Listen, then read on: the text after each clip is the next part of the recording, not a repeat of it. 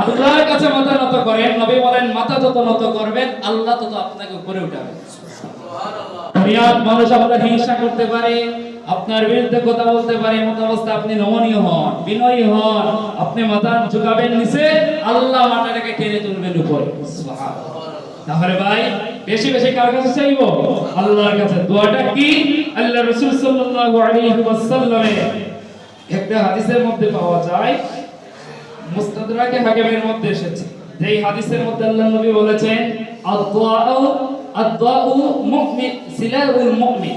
দোয়া হচ্ছে মুমিনের অস্ত্র, দোয়া হচ্ছে মুমিনের অস্ত্র। ওয়া ইমাদুদ্দিন, আর দোয়া হচ্ছে দ্বীনের খুঁটি। সুবহানাল্লাহ। ওয়া নূরুস সামাওয়াতি ওয়াল আরদ, আর দোয়াটা হচ্ছে আসমান এবং জমিনের জ্যোতি।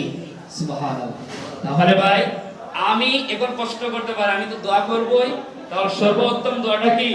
সর্বোত্তম দোয়াটা কি? নবী